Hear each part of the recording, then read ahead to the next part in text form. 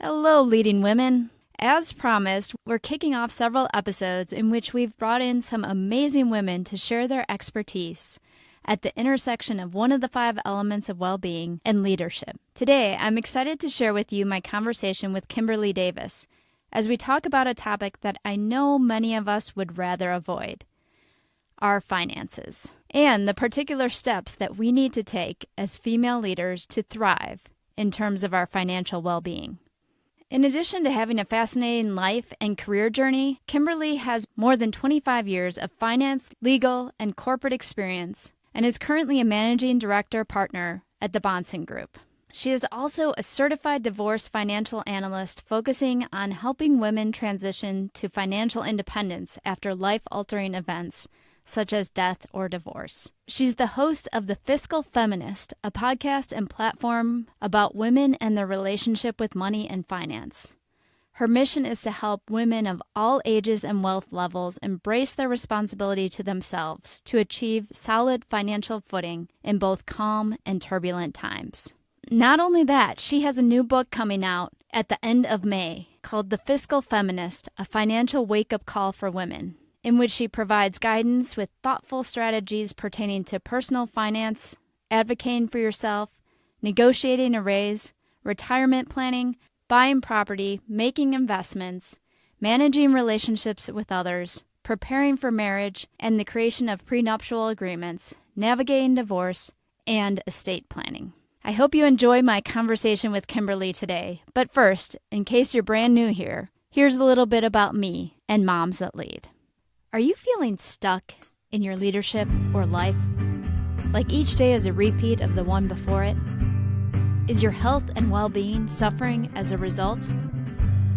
Or maybe you're feeling like you finally have the opportunity to make the impact that you've been longing for, but want to make sure you're honing your leadership skills and focusing on your well-being so that this high will last. Either way, I'm here for you. I'm Teri Schmidt, your host and leadership mentor. I'm a corporate leader and coach turned nonprofit founder with over 20 years experience developing others toward their full potential. At Moms That Lead, we know that leadership is not about position, and that moms have a unique ability to lead and inspire others in all of their circles.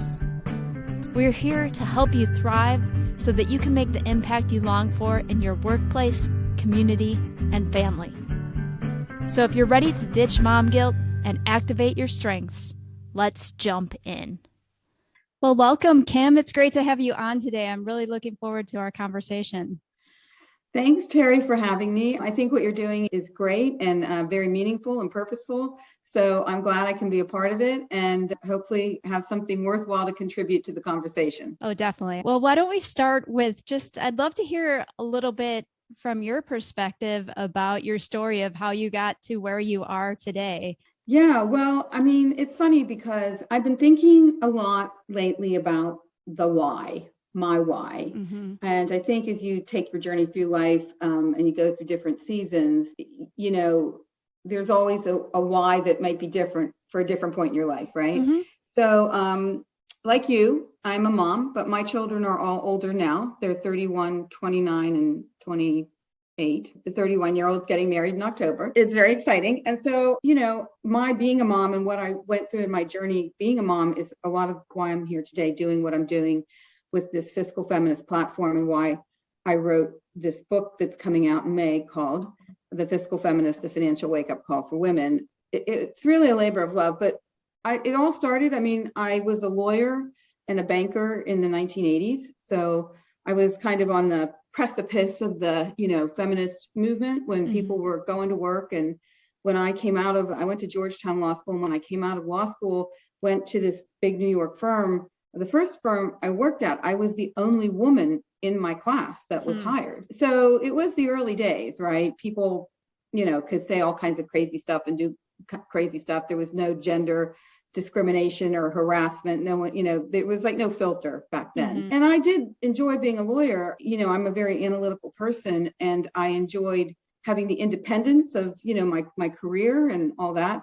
I hadn't really contemplated what was going to happen if I ever got married and had kids. I didn't really kind of think about it at that moment. I started doing it when I was 24. So I was kind of caught up in that moment of, I guess feminism. I wasn't a bra burner or anything, but, I believed in being independent and having my own career. So I went from being a lawyer to being a banker because I did prefer the kind of mathematical aspect of things more than, writing long documents and staying up all night doing that. And then I got married, which was awesome. And I had my 3 children 2 years apart. So at that point was, again, the first choice, do I be a stay-at-home mom? Do I go back some of the time? Now, we lived in New York City and we had moved to Westchester County. So there was a commute time in there. And my husband also had a pretty demanding job. He was also a guy who was a lawyer who became a banker. And it really was a decision that I wasn't prepared to even contemplate, because there weren't that many people ahead of me that I could look to for this, right? So I actually, after a lot of contemplation, and I don't know if I'd make the same decision now with 2020 hindsight, but I became, full-time stay-at-home mom, which was awesome. I mean, I look back to those days and I feel privileged that I had that ability to do that. However, it came at great personal sacrifice down the road. And so ultimately what happened was my ex-husband was asked to move to London. It was supposed to be for 2 years. Ended up, he still lives there 20 some years ago.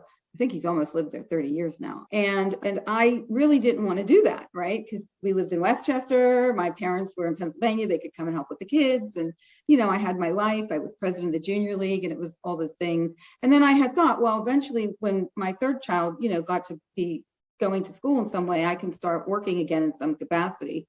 So I agreed to move to London because I was pressured into doing that. And I don't think I would have ever agreed to that now, or if I had, I would have done certain things that were more strategically oriented to protect myself. But no one talked about that stuff back then. I didn't have a prenup or anything like that. So anyway, we moved to London and, I was there for almost 14 years. I couldn't really do what I did for a living there. So I was constantly trying to find a purpose outside being, not just a mom, but being a mom. I wanted to have a career. So I started a fashion business. I was a fashion designer. I was the creative vision for that. And I became a fashion manufacturer of clothing, which was something I wasn't expecting. I really didn't expect it to become what it was. We ended up selling the clothes to Saks Fifth Avenue. We were in their 10 best stores. So this little thing that I started at my kitchen table ended up being like, what? I have employees and I have to learn about manufacturing clothes.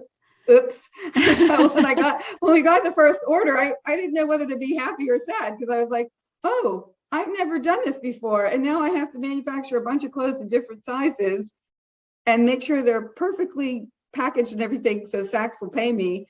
And it was kind of funny, but I did it. I realized that my passion for clothes is really in me buying them for myself and not making them and running a company. But I did learn a lot from that experience, which really has helped me throughout my life and other areas as I kind of went through my journey. And then I also helped to develop a school there that is now a big school. It's what they would call state school, what we would refer to as a public school. I'm very passionate about education. Education changed my life. I did not come from a lot of money. I'm from Pittsburgh, not, the fancy part. And, just getting into Georgetown and going to Georgetown Law School literally kind of changed my entire reality. So and my kids have had the privilege of more, private education and all that stuff in England, but I really wanted to do something for what we would call public school there. So I actually was part of a 4-person team, and we literally built the school in conjunction with the government from the ground up, and it's still there and it's been expanded, and Gordon Brown opened it because he was prime minister at the time. And it was an awesome experience. I didn't make tons of money doing it, but it was one of the most gratifying things. I also was the cheerleading coach there. So I brought cheerleading to Swindon in England, and I mentored, 8 or 9 kids, and it really was super gratifying.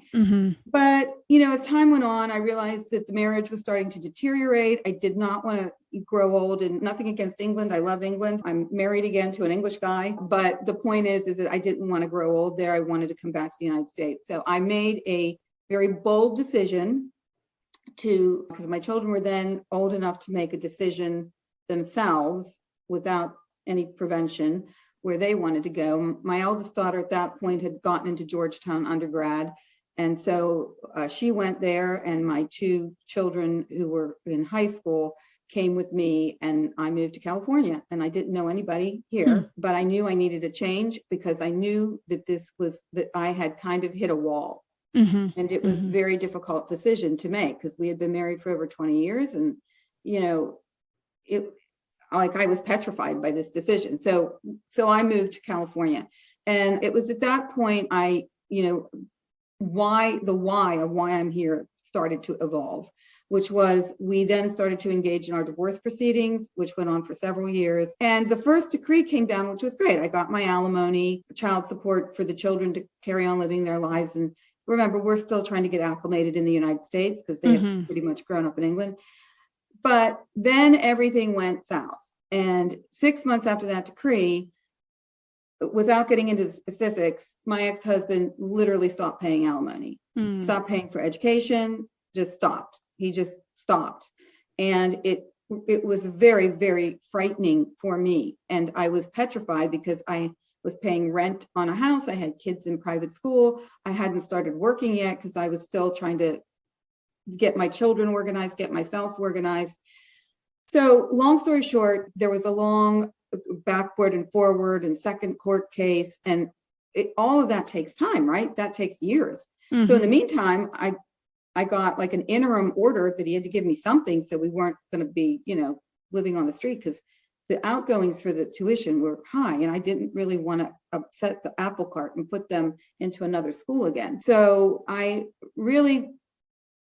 it was like a bullhorn in my ear. Like, you need to go get a job right now. There's no more time. No more like entrepreneurial endeavors. You need to go get a paycheck, health insurance and all that stuff. So getting a job became my job.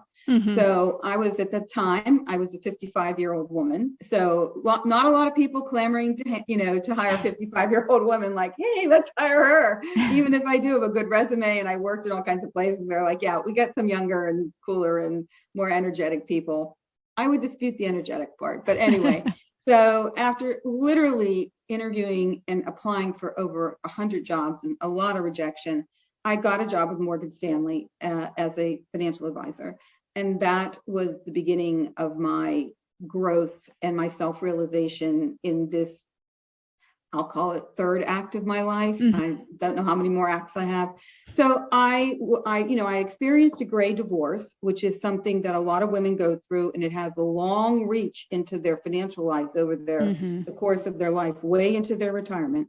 And I had to claw my way out because, there was a lot of stuff that went on and I just did not have a lot of access to money anymore. And I'd gone from having this, pretty fancy life to literally living paycheck to paycheck, selling jewelry. I'm a pretty resourceful gal. So I did what I had to do to get through it.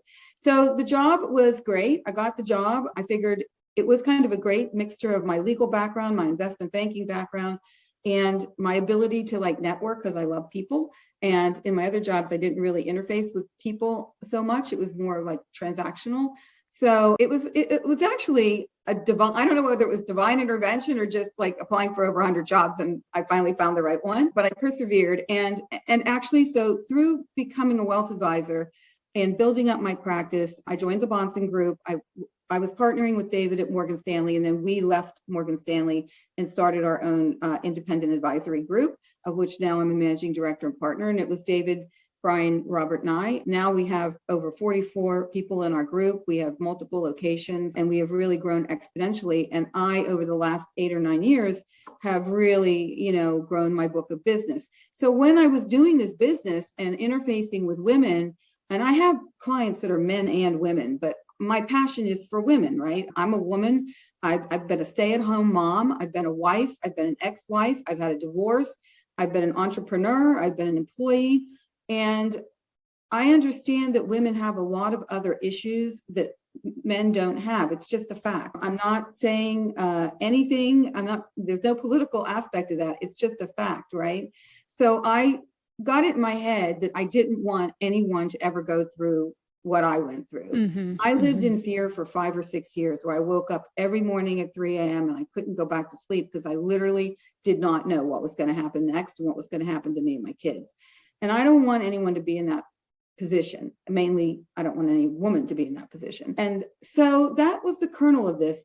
I thought, I have a lot of great clients. These are usually pretty wealthy people. And not that they don't have problems, but they do have some security through their wealth. But I want to help people who don't have all that wealth, a regular woman or man, if he wants to read my stuff, who's out there trying to like just live on their paycheck, support their family, make these hard decisions, figure out career choices and all the other plethora of things that women have to think about. And that's how I started writing blogs, just on topics I was interested in. And from there, I decided, maybe I'd start doing podcasts. And then from there, I thought, you know what, I want to kind of establish this as a platform. So we got into, I started to get into social media, which has been very robust. And then I wrote a book about it. And now I have a website that we just launched last week, which I want to be like a collaborative learning tool for women. And so this has really become like my passion. I mean, I still have my wealth management business, and I do that every single day of my life, and it's very important. I love my clients, and I'm still, in the mix with that. And these two go together. My expertise comes from my knowledge as a wealth manager, especially when it comes to investing in personal finance. So that's how I am where I am today. I am passionate. I know my why. I want to help one woman, if it's only one woman, hopefully more, just be strategic and not make the mistakes that I made. Yeah.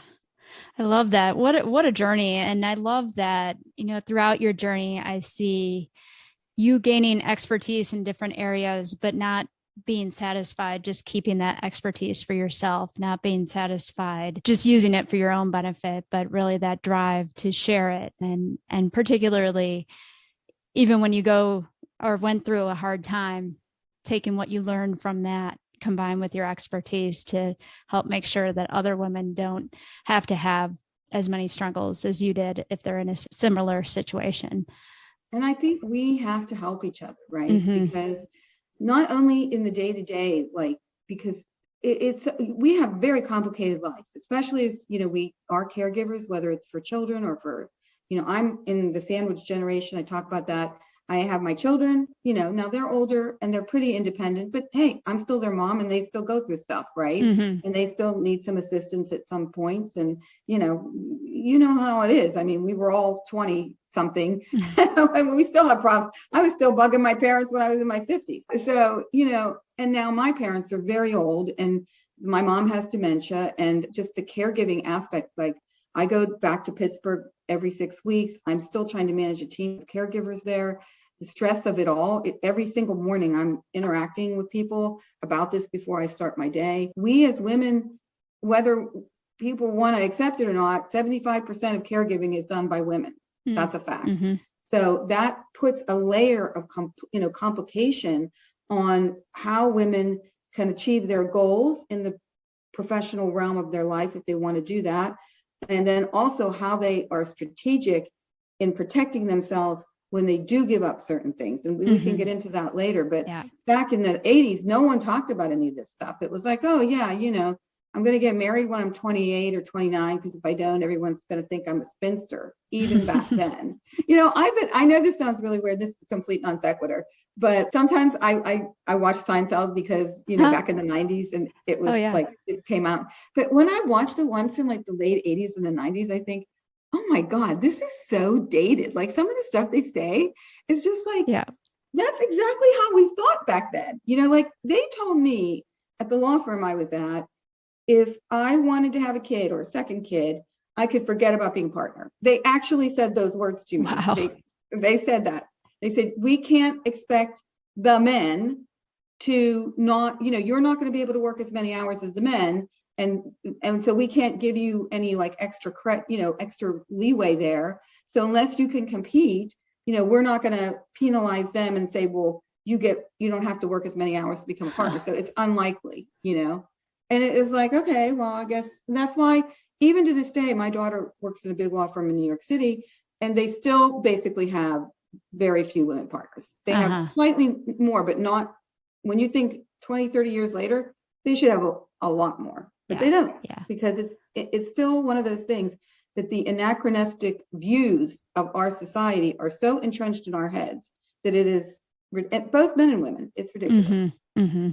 Yeah. And it's such a shame because we've talked on other episodes about the benefits that you get from being in the caregiving role and those benefits that you can then deliver to your workplace. And because that makes you a better leader. Exactly. Guess why? Because you have empathy. Right. And you listen, because your kids make you listen to them, even when you don't want to. Women, when they run businesses, have proven that those businesses are, for the most part, are generally more successful. And diversification with women on boards as well has proven that. And I don't think that people, and also the multitasking aspect of things, mm-hmm. you know, you think of all the different roles you're playing as a mom, as a caregiver, and then you're trying to do all the other stuff. So you have to have good time management skills or everything will be a mess. And all of those things translate into the workplace. Right. But we need to kind of organize ourselves and understand that the government isn't going to fix this for us. It's going to be one woman at a time, mm-hmm. supporting each other and initiating change, whether it's on a micro level within mm-hmm. our own lives, helping each other, or on a macro level in how we vote, in what we get involved in, and actually talking about this. I personally am a little afraid that this message is getting sidelined, because there's so many other issues in the world right now, mm-hmm. and so many other groups now that quite rightly are trying to, you know, get their point of view out there. But I think this message has kind of lost some of its steam, and I worry about that. I think what you are doing in your work with the Fiscal Feminist and with the book and the platform is so important, and really is one way that we can, as women, band together and hopefully make some changes that need to happen. Because I think if you have female leaders who are looking into and after their well-being in all different aspects, that you then become more powerful leaders. And speaking of that, I know I saw in your book that you said fiscal or financial well-being is linked to intentional self-care, all the things that we do to remain holistically, meaning physically, psychologically, emotionally, and spiritually healthy, is linked to that. So I'd love to hear from your perspective. In your opinion, what do you think it looks like when someone is thriving in terms of financial well-being? Well, I mean, the thing is, we got to start with our own house, right? Our own person. So you get yourself together, and then once you're together, you can help other people be together. Mm-hmm. So you got to get your own infrastructure in place. So that's something that, you know, my goal is for every woman to be in control of their own financial reality and destiny. So how do they get there? How does that happen? And I think the first thing is I want people to understand, when I say financial independence, it doesn't mean, oh, you can retire at 40 and kick back and play golf every day, get your nails done, do whatever people do when they're not working. I have no idea what that is, but that's not what I mean. What I mean is you have the ability to live through the ups and downs and the roller coaster of life without being in constant fear. Mm-hmm. You know, you understand your financial situation. You opened your eyes. You weren't afraid to confront it and evaluate it and look at it. You have a strategy in place. You've done all the things that you need to do to be organized, and you don't have massive debt, and that you give yourself some space so that if there is a problem, you can deal with it without the whole house of cards coming down. If you want to change your career, you have time to pivot, go back to school, or explore entrepreneurship as a side hustle, whatever it is. But it gives you the independence to make choices and not be controlled by situations or controlled by other people. Mm-hmm. So that to me is you want to live your life within reasonable parameters, but you want to always be able to breathe. Mm-hmm. I think when people are financially stressed and worried, the stress of finances, it will just seep into all other parts of your life. Mm-hmm. You will be unhealthy. You will have high blood pressure. You will not be able to get a sentence out of your mouth because you'll be so concerned that, you know, you're going to be living on the street soon, whatever it is. And that just goes through the whole rest of your life. So for me, I hate to say that money, you know, is the main focus of all of our lives, but it is the oil, the grease, whatever that keeps mm-hmm. the wheels turning. If we don't have it, it means that every other part of our life is affected by it. Yeah. So I don't say we need to worship it. I think we need to know how to not let it control us and not be afraid of it. So I want people to take steps that are often uncomfortable in the short term. These are things that you don't want to think about. They are not fun. These are the things that everyone just would rather do anything but look at. and realize that it isn't really that bad. It's just really math, Mm-hmm. and then embrace it, because when you get on a roll, it's kind of like, when you start working out again, the first couple of times, it sucks. It's hard. Your heart rate's up. You're tired. You'd rather be doing anything else. You're like, every minute of the workout is like, is this over yet? That's how this is. I kind of think about, I always want to say to people, be a financial athlete, right? It's going to start off being hard, but once you get in the groove of it, you're going to be like, okay, I've got my budgeting thing set up. It's on automation. I have a really good app. I know how much money's coming in every month. I know how much money's going out every month. I'm in control of these two it's just a number, but those two numbers can really help you figure out a game plan that can really be expansive to not only your career and your bottom line, but to the moves that you can make throughout life. You don't need to make billions of dollars to have a fruitful life. If you know what you're making, you can work within those parameters. But knowledge is power. And as I say a lot in my book, ignorance is not bliss. And, it's just easy to float through life. It's kind of like when you drive your car, right? When you're on autopilot and you're driving the car and you're thinking about your groceries, or you're thinking about working out, or what you got to do today, and you're just driving your car. You cannot do that with your finances. It's just not cool. Mm-hmm. It's going to be your undoing. And I think a lot of women are busy, right? And I write about this in my book too. We're just busy doing whatever we're doing. If we're moms, we're busy taking care of our family. If we're working, we're busy doing our profession. And we get so busy that we don't think about these really kind of infrastructure things that are important to our lives. So that's, to me, what being a thriving in your financial life is just having knowledge, not being afraid to talk about the uncomfortable things, taking action by, getting your personal finances in order through budgeting and debt reduction and retirement investing and premarital planning and all the things that are going to affect your finances over the course of your life. And just having some breathing room because you're being proactive. Mm-hmm. Mm-hmm. So what would you say if there's a woman out there who is just kind of avoiding this, like you mentioned, just wants to pretend like things are working and, the car is running down the road and we're thinking about other things. What would be the first steps that you propose for a woman to really think about and improve her financial well-being? So on just a day-to-day level, I would say the first thing every person in the world needs to do, especially women, is you need to have a budget. Mm-hmm. That's like the very first thing you do is create a budget. And a budget is essentially just how much money do you make? How much money do you spend? When you know those two things, you know a lot about yourself. This world is a world in which it's very easy to spend money.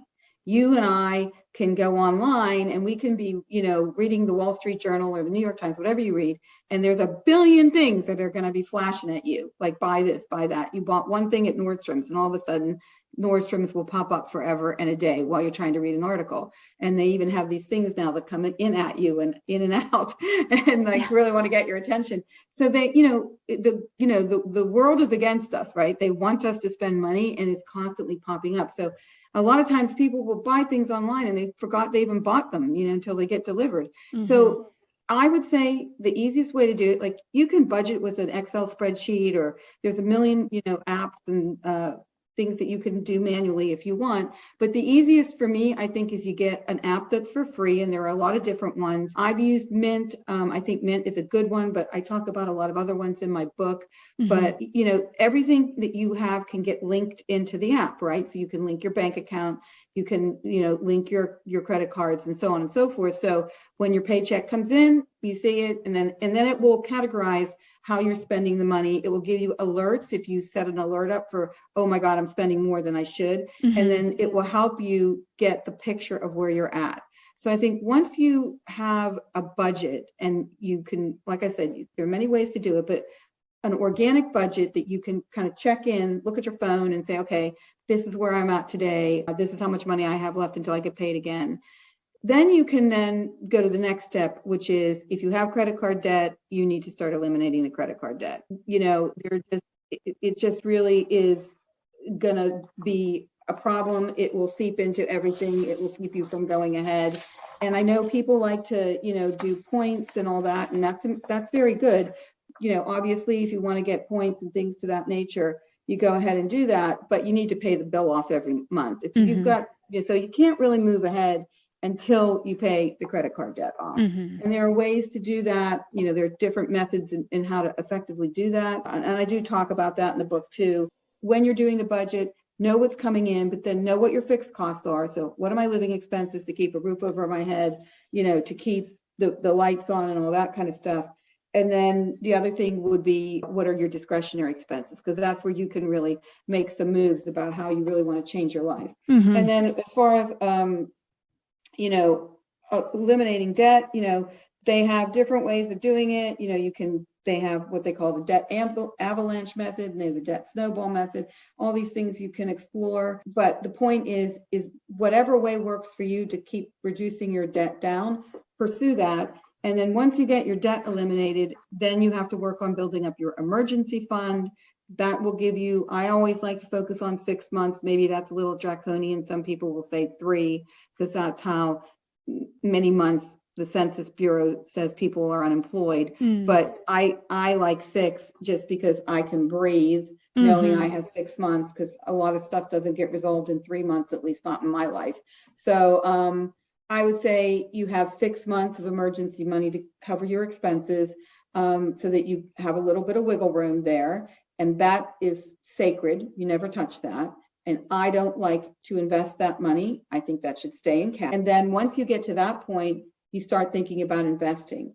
I, tell people always max out on your 401k. That's really tax-free investment. So it's very efficient. And then once you do that, then you can start investing in other kind of taxable investments like, stocks, bonds, and things to that nature. So I think the first thing is, get your budget in order. But the very first thing is just, before you even get into all the other stuff, just get your budget in order. And once you have the knowledge of what's coming in and what's going out, and if you see there's a deficit every month and you're covering it with your credit cards, then you know that you're living outside your means, and you're going to have to rail it in, or decide that you might want to make more money, and that, so you have variable things you can work with, right? Make more money, spend less money. But, and sometimes this is a harsh reality and it's uncomfortable. But in the short term, if you make those changes, when you start seeing that you're not in debt, and you see your emergency fund, and you see that you're starting to save some money, that's going to make you feel comfortable. That's going to, the ability to feel that comfort and security is going to outweigh any fear that you have in confronting this, because it will change your life. It really will change your life. And then the other thing I would say to people who are starting out, it's not only just, the budget is your micro plan. It's for your day-to-day life, but also thinking about your career choices. What kind of career are you choosing? Is it more of a, through COVID, we saw some careers were more bulletproof than others. Really think intentionally about what you're going to do with your life. Is it a kind of company where you see management that accommodates women, that has good policies for parents? Do your investigative work. Don't just kind of, go along and say, yeah, I'll take that job. I mean, in the short term, if you need money, but when you're really thinking about your career choices, I think you need to be very intentional and very investigative. And then I also think once you get involved, or even when you're starting to apply for jobs, you need to advocate for yourself. Many women don't negotiate. A lot of women never negotiate. They leave a lot of money on the table, and it literally filters through the rest of their life to how much money they have in retirement. Right. Most women are going to probably make, and I have a quote in my book, I don't have it here, but to mind, but they definitely make a lot less than men because they don't negotiate. That then leaves them with hundreds of thousands of dollars less in retirement because of all the years of making less money. So we're our own worst, people here, because if we were advocating and pushing for more money, then maybe we'd get it. But instead we kind of let them say, okay, we're going to pay you less. And then that just keeps the whole thing viciously going around and around. Yeah. I love those practices, both the practical ones that we can do day to day, as well as thinking about the future and how we're going to act. I think you hit on so much. The financial well-being is about having that room to breathe, like you said, and it filters into all other elements in a leader's life. Because once you have that room to breathe, then you are feeling better about everything else and not having the negative health impacts that you mentioned and other impacts. So I think you've given us a lot to think about, a lot to start on. I'd love to hear, as you deal with women in particular, are there particular challenges from a financial well-being perspective that you see they face as opposed to maybe some of your male clients or males that you work with?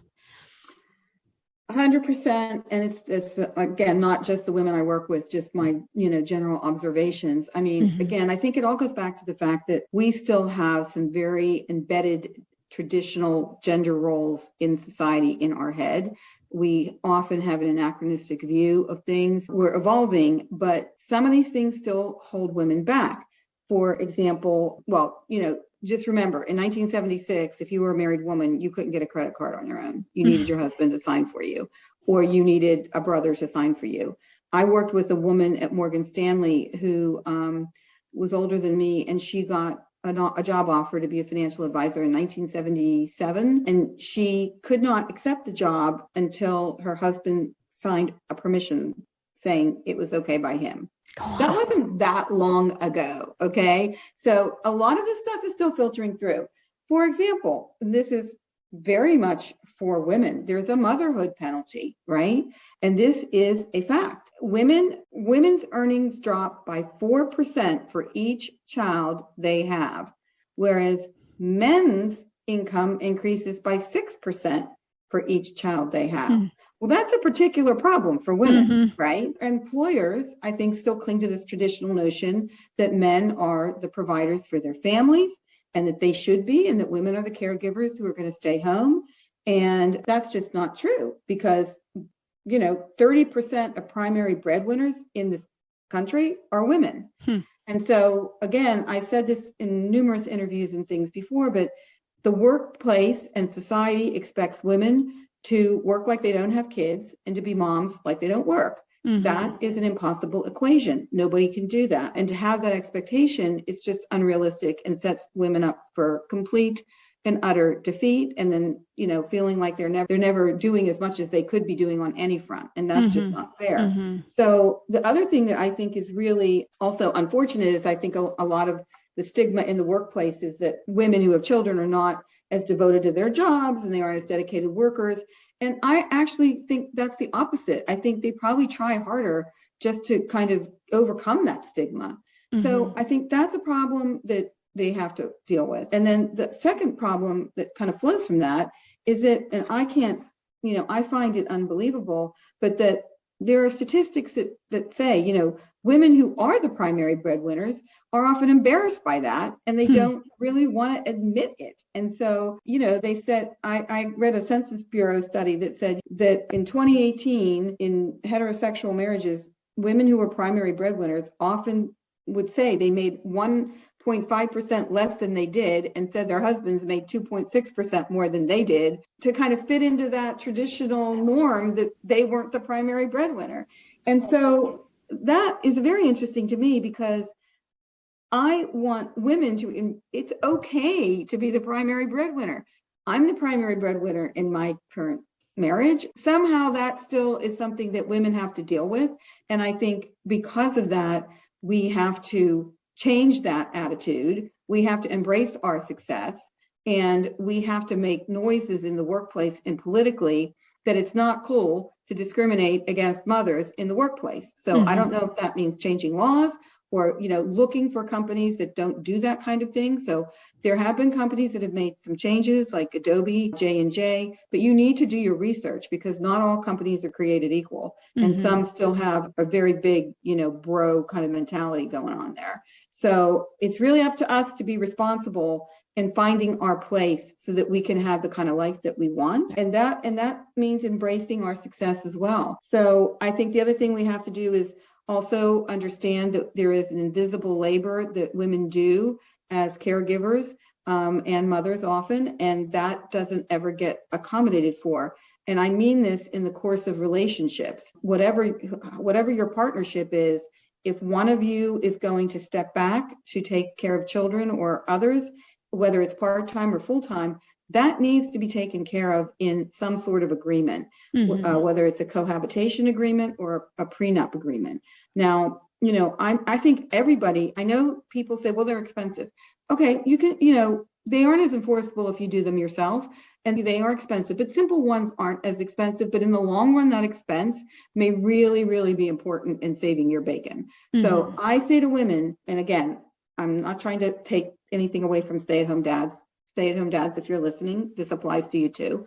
But I say to women, because I like to focus on women, that, if you're going to stay at home, then you should, before you make that decision and before you even get married, you should say to your partner, okay, whoever's going to stay at home is going to stop contributing to their 401k.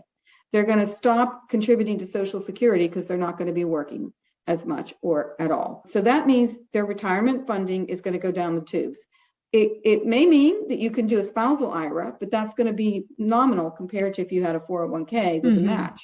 So the long-term effect of that is going to be very long-reaching into your personal retirement as a woman. And then the third thing is that you are losing your career development, right? Even if you're doing it part-time or you're not doing it at all, you're not getting the enjoyment and the benefit of the growth of your career. So when I think about prenups, and I'm starting to talk a lot to divorce lawyers and people that do prenups, family law people, and this idea I think is getting traction. Is that you need to quantify that in your prenup and say, okay, if I'm out for this many years, I would be contributing this amount to my 401k. I'm going to be doing the invisible labor that if you hired a nanny and a housekeeper and a cook would be equivalent to this amount of money. You can come up with some sort of solution. Otherwise, maybe you'll get a quadro in divorce. Maybe you won't, which is when you split a 401k. That's not part of the divorce proceedings. You got to do that after the divorce. A lot of people never get around to doing that, or they don't know how to do it, or they have a bad lawyer. So I say we have tools that we have not been using, and we need to start using those tools. Your partner, if they don't want to talk to you about that, if you can't have open and completely transparent conversations with your partner before you get married and after you get married, then you need to think about that. They should not want you to be at a financial disadvantage if you make decisions for the family. Right. So I think that's a very specific thing to women that we don't really talk about very much. And I think, we need to really, because women are living longer. They are living longer than their spouses. They live about 5 years longer. And that means they need more money in retirement. It also means that they probably have more medical expenses down the road because they're living longer. And if for some reason they have a gray divorce like I did, I was lucky. My story could have ended very, very badly. And I was, I found a job and I came back. But if you, get divorced, you might be entitled to some of your ex-spouse's Social Security if you were married to them for 10 years and you don't get remarried again, but it's only going to be half of what they get.